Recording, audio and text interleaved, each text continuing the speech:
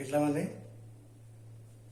ଆମେ ଗତ ଅଧ୍ୟାୟରେ ସଜୀବ ଓ ନିର୍ଜୀବର ଧାରଣାର 1, 2, 3, 4, 5 ପାଞ୍ଚଟି ପ୍ରଶ୍ନର ସମାଧାନ କରିଥିଲେ। ଆଜି ଆମେ ଷଷ୍ଠ ପ୍ରଶ୍ନ 6 ନମ୍ବର ପ୍ରଶ୍ନର ସମାଧାନ କରିବା। ଦେଖ 6 ନମ୍ବର ପ୍ରଶ୍ନ ହେଉଛି ଭୁଲ ବାକ୍ୟ ପାଖରେ ଭୁଲ ଚିହ୍ନ ଓ ଠିକ ବାକ୍ୟ ପାଖରେ ଠିକ ଚିହ୍ନ ଦିଅ। ଗୋଟିଏ ବାକ୍ୟ ରହିଛି କ ଗଛଲତା ଖାଆନ୍ତି।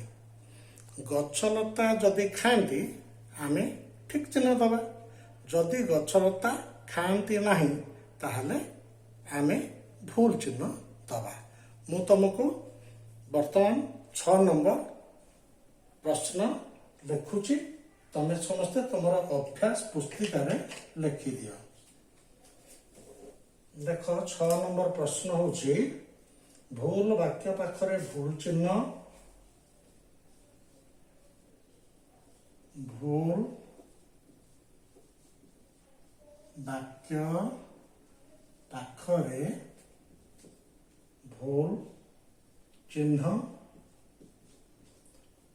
ଓ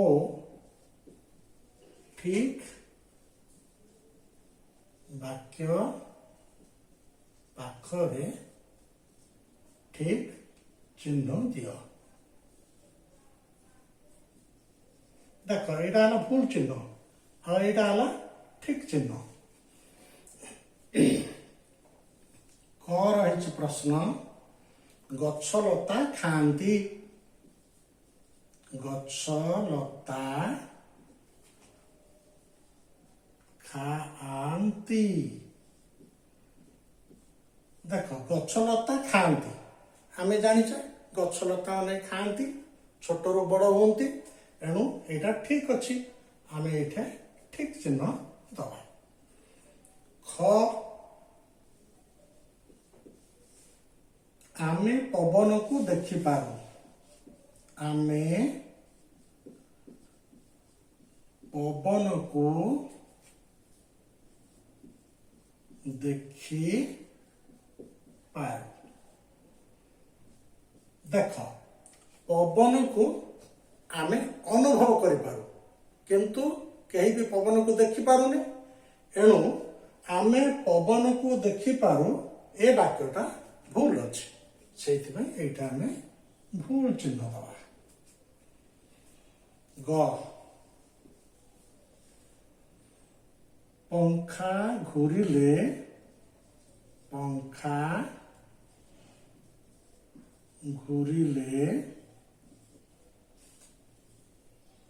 ପବନ ପଙ୍ଖା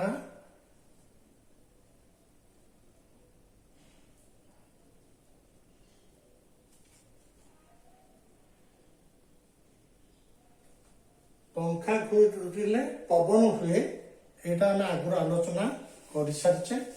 ଏଣୁ ଆମର ଯୋଉ ଗ ନମ୍ବର ଅଲଗା ଗୋଟେ ପ୍ରଶ୍ନ କରିବା। ଗ ନମ୍ବର ହେଉଛି ଖଣ୍ଡେ ପଥର ଛୋଟରୁ ବଡ଼ ହୁଏ। ଖଣ୍ଡେ ପଥର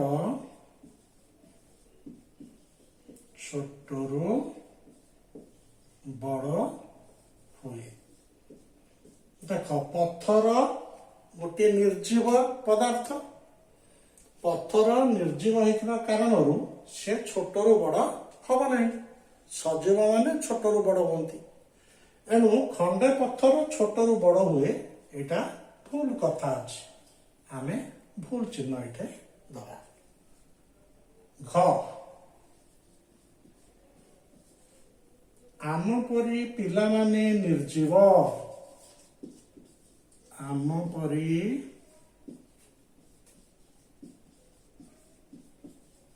ପିଲାମାନେ ନିର୍ଜୀବ।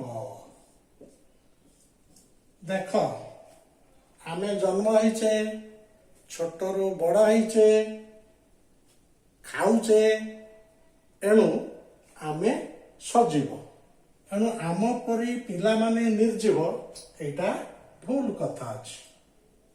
आम परी पिला माने सजीव थिले आमे ठीक चिन्ह देई थांते। आम परी पिला माने निर्जीव अछि सेति पई आमे एठे भूल चिन्ह दबा। एबे देखो 7 नंबर। 7 नंबर प्रथमटी देखि द्वितीयटी पूरण कर। प्रथमटी देखि द्वितीयटी पूरण कर।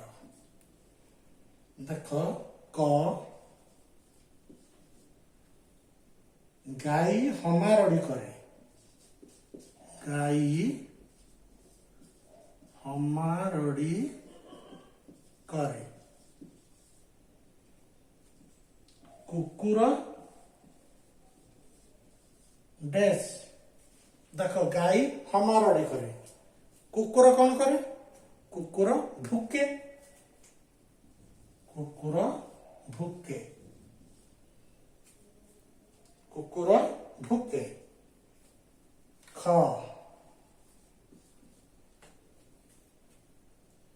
गछलता सजीव। गछलता सजीव। चौकी चौकी डैश। देखो चौकी जन्म हुएनी, छोटरू बड़ हुएनी, खाएनी, एणु चौकी निर्जीव। चौकी निर्जीव। निर्जीव। गछलता सजीव, चौकी निर्जीव। ग मोटर गाड़ी निर्जीव। मोटर गाड़ी निर्जीव। कंढेई डैश। कंढेई डैश। देख कंढेई मध्य निर्जीव अछि। कंढेई खाएनी, कंढेई जन्म हैनी, कंढेई छोटरू बड़ हुएनी, एणु कंढेई मध्य निर्जीव। निर्जीव। एबे देखो पुणी आउथरे 6 नंबर देखि दियो। भूल वाक्य पाखरे भूल चिन्ह और ठीक वाक्य पाखरे ठीक चिन्ह दियो।